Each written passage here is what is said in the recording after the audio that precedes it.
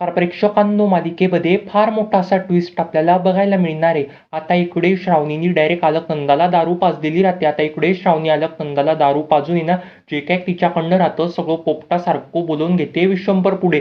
नेमकं काय काय होतं, कशा प्रकारात होतं, सगळं सगळं आपण बघूया. चला तर व्हिडिओला सुरुवात करूया. आता इकडे ही श्रावणी बोलते, मला त्या अलकनंदाचं आहे ना पित्तळ उघड आणलंच पाहिजे बाबांपुढे. पण काही देखील एक झालं ना, बाबा माझ्या बोलण्यावरती अजिबात काही देखील एक विश्वास ठेवणार नाही. आता इकडे श्रावणी ना प्रेक्षकांना शुभूची असिस्टंट झालेली असते. आता इकडे श्रावणी बोलते, आता मी बाबांबरोबर ऑफिसला पण जाय करणार आहे, पण मला नुसतं ऑफिसमध्ये जाय करून अजिबात काही देखील एक चालणार नाही. मला जे काय सगळं सत्य नाही ते सगळं सत्य बाबांपुढे लवकरात लवकर आणलंच पाहिजे असं म्हणून प्रेक्षकांना तिकडे श्रावणीला काय मस्त अशी आयडिया सुचते. श्रावणी बोलते दारूच आता हे सगळं सत्य बाबांपुढे आणू शकेल. आता इकडे श्रावणी पण यांना शुभूला बोलून म्हणते, आपण या अलकनंदाचं सगळं पित्तळ ना बाबांपुढे उघड आणलंच पाहिजे. याच्याकरता आपल्याला फक्त दारूच ही मदत करेल. आता इकडे शुभू बोलतो, अहो मॅडम हे सगळं काय बोललात तुम्ही, दारू मदत करेल म्हणजे नेमकं तुमच्या डोक्यामध्ये काय शिजतंय बरं.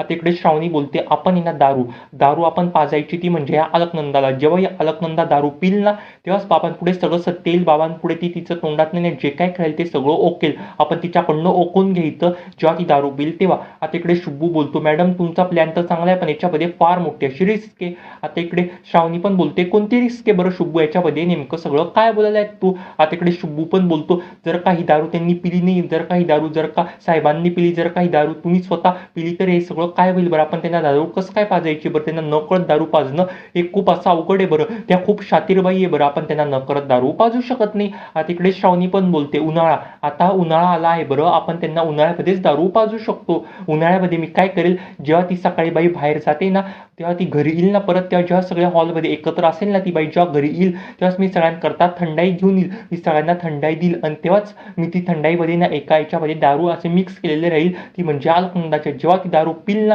तेव्हा तिच्या तोंडात आपण सगळं तिच्याकडनं ओकून घ्यायचं. आता प्रेक्षकांनी इकडे शुभूला प्रचंड असा आनंद झालेला असतो. शुभू बोलतो, वा वा वा वा मॅडम, तुमचा मस्त प्लॅन आहे बरं, आपण आजच हा प्लॅन आता सिद्ध करू बरं असं म्हणून. आता इकडे अलकनंदा पण ना बाहेर गेलेली असते तिच्या कामानिमित्त, तिच्या कटकारस्थानिमित्त.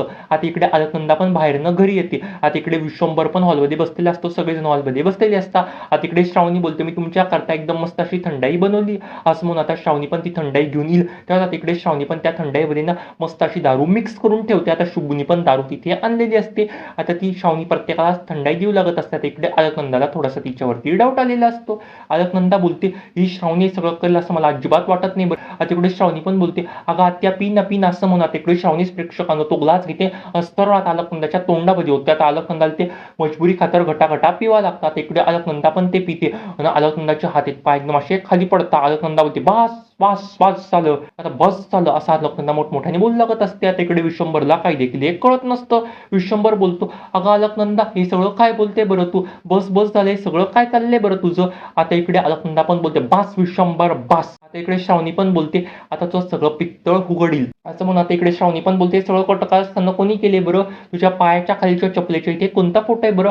आता इकडे डायरेक्टच आहे ना ते अलकनंदा पण बोलते, आता मी माझ्या पायाच्या खाली कोणाचा फोटो मी तर स्थान दाखवणार विश्वंभर, हे बघ माझ्या चपलेच्या खाली कोणाचा फोटो, हे बघ विश्वंभर तुझा फोटो माझ्या चपलेच्या खाली आहे, आता बघ मी तुझ्या बरोबर काय करते. आता प्रेक्षकांना विश्वंभरला 440 फूटचा फार मोठासा धक्का लागतो. तो बोलतो, काय नंदा काय सगळं काय करते बरं तू, हे सगळं काय बोलायला आहेत बरं तू, माझ्या फोटो तुझ्या चपलेच्या खाली आहे, सगळं काय चाललंय बरं. आता इकडे ती पण बोलते, अरे नुसता चपलेच्या खाली फोटो नाही, मी ती कटकारस्थानं करते, मीच तुझ्या बायकोला लंपास केलं इतक्या वर्षापासून, तिला गायब करून ठेवलंय बरं.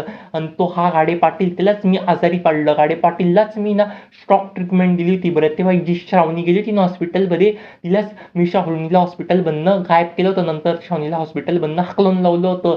आणि शुभूला पण ना त्या हॉस्पिटलमधल्या माणसांनी पकडलं होतं, पण शुभूने तुझं नाव घेतलं होतं म्हणून आम्हाला शुभूला पण सोडावं लागलं होतं बरं. हे सगळे कटकारस्थानी मीच कडून आणले बरं. आता तो गाडे पाटील माझ्या तावडीमध्ये नाही, आता गाडे पाटील माझ्या तावडीमध्ये असताना तर मी त्याला पण मारून टाकलं असतं. आता प्रेक्षकांना इकडे ना विश्वंभरला फार मोठा असा धक्का लागतो. विश्वंभर बोलतो, काय अलकनंदा तू हे सगळं घडवून आणलं बरं. अलकनंदा पण बोलते, हो मीच हे सगळं घडवून आणलं. आता इकडे प्रेक्षकांना श्रावणीचा प्लॅन ना पूर्णपणे 100% इकडे यशस्वी झालेला असतो. असतो. आता इकडे विश्वंभरला खूप मोठासा धक्का लागतो. विश्वंभर बोलतो, "तू हे सगळं वागशील, तू हे सगळे कारस्थानं करशील असं मला आता अजिबात काही देखील वाटलं नव्हतं. मला स्वप्नात पण वाटलं नव्हतं अलकनंदा तू हे सगळं करशील बरं. तू हे सगळं फार वाईट केलं, सगळं तू फार चुकीचं केलं आहे बरं." आता तिथे मॅडी पण येतो प्रेक्षकांनो. तितक्यात आता मॅडी ते सगळं बोलणं ऐकून घेतो. आता मॅडी फार असा घाबरलेला असतो. मॅडी बोलतोय, "सगळं काय चाललंय बरं? आई अजून काय काय बोलेल बरं याच्या पुढे? त्याच्या आतच मला आईला बेडरूममध्ये घेऊन गेलं पाहिजे." असं म्हणून आता इकडे ना मॅडी पण ना अलकनंदा बेडरूममध्ये घेऊन जातो. अलकनंदाला मॅडी बेडरूममध्ये घेऊन जाऊन ना तिथेच बसलेला असतो. आता थोड्या वेळाने अलकनंदाचा नशा पण उतरतो. अलकनंदाला जे काय घडलेलं असतं मॅडी ते सगळं सांगतो. आता प्रेक्षकांना अलकनंदाला फार मोठा असा धक्का लागतो. अलकनंदा बोलते, "काय हे सगळं काय घडलं बरं? आता हे सगळं म्हणजे काय? आता हे सगळं कळलंय विश्वंभरला? सगळं कळालं आहे बरं, तुझ्या तोंडाने सगळं सांगितलं आहे बरं, तुला दारू पाजण्यात आली होती बरं." आता इकडे अलकनंदा पण बोलते, "मला दारू ना त्या श्रावणीच पाजली असेल बरं, त्या श्रावणीच त्या थंडाईमध्ये काहीतरी मिक्स केलं असेल बरं." आता इकडे विश्वंभरचे पूर्णपणे डोळे उघडलेले असतात. विश्वंभर बोलतो, "माझ्याकडनं फार मोठी अशी चुकी झाली बरं श्रावणी, मला माफ कर बरं. ही बाई इतके कटकार असताना करेल मला असं अजिबात वाटलं नव्हतं बरं. हे सगळं आज मला कळालं बरं." आता इकडे श्रावणी पण बोलते, "हो बाबा, मी या थंडाईमध्ये ना दारू मिक्स केली होती बरं. मीच दारू मिक्स करून हे सगळं इथे आणलं होतं बरं आणि मीच मुद्दाम ह्या बाईला ती प्यायला दिली होती बरं. जर का मी माझ्या तोंडून हे सगळं तुम्हाला सांगितलं असतं ना, तुम्ही माझ्या बोलण्यावरती अजिबात विश्वास ठेवला नसता. हा शुभूचा आणि माझा प्लॅन होता बरं. शुभूमुळेच आता हे सगळं सत्य तुमच्या पुढे आलं बरं. शुभूने मला दारू आणून दिली आणि दारू मी त्याच्यामध्ये मिक्स केली म्हणून आज तुम्हाला जे काय सगळं सत्य आहे ना ते सगळं सत्य कळालं बाबा." आता इकडे विश्वंभर पण बोलतो, "पण मी इतक्या वर्ष ह्या बाईवरती आंधळा विश्वास ठेवला होता बरं. मला अजिबातच वाटलं नव्हतं ही बाई हे सगळं कारस्थानं करेल. ह्या बाईनीच ही सगळी खेळी साधली असेल बरं. ह्या बाईनी दारू मिक्स केली असेल त्याच्यामध्ये. मला आता असं अजिबात वाटलं नव्हतं बरं. या बाईनी ना एक वेळेस दारू मिक्स करून मला पण पाजली होती बरं आणि माझ्याकडनं पण या नको नको ते असं बोलावून घेतलं होतं बरं. ते काय बोलवून घेतलं होतं मी तुला ते आता अजिबात काही देखील एक सांगू शकत नाही. या बाईकडे पण या फार अशा माझ्या विरोधामध्ये पुरावे आहे बरं.